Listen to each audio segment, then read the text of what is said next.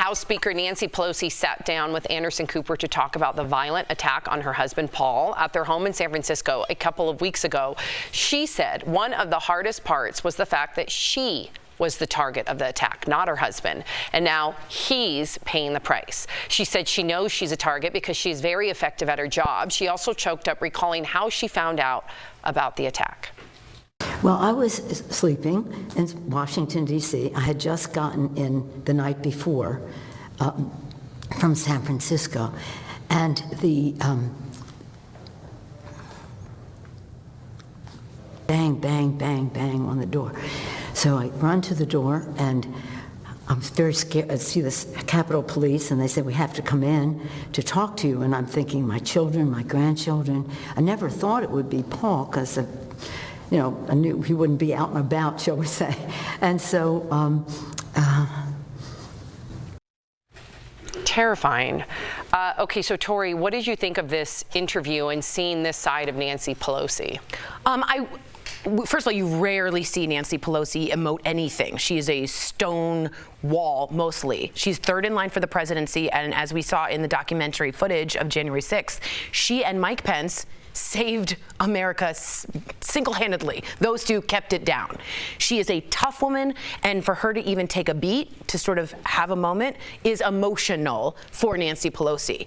But I think the fact that she did the interview says other things. Okay, we'll get to that other part. I want to just generalize it.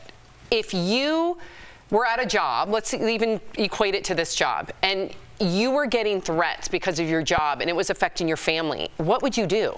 I don't know. It's something I'd have to think about. I mean, if I was Nancy Pelosi, quite honestly, at 82 years old, this is now twice in 2 years that she's seen people that she knows attacked for their beliefs or their votes or their position, whatever. And honestly, I think the cool thing to say is I'd say the course, but I'd get out.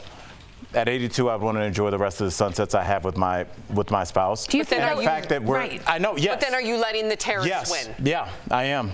It's terrible, but that's honest. People resort to terrorism because it works. Yeah, it's honest. People resort to kidnappings and ransom because it works. And Jeff, you were just talking passionately in the last segment about like how you feel, but people don't understand. Like, you are a papa lion when it comes to your kids, and I think that you would step away in a second. I think we all would, because once it gets to this point, we're now tipping into an area that I can't help. I'm not a gangster. What if she's the last lever to hold it back? If that's her? Can't be you almost beat my husband to death with a hammer. So you almost took away America, the democracy. I can't think about America right now. As I'm being a selfish 82-year-old at this point. Yeah. Right. I can't do it. For what?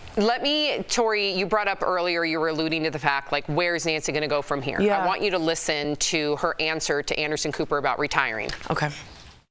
I mean, have you made a decision in your mind, whatever that decision might be? well, I have to say my decision will be affected about what happened the last week or two.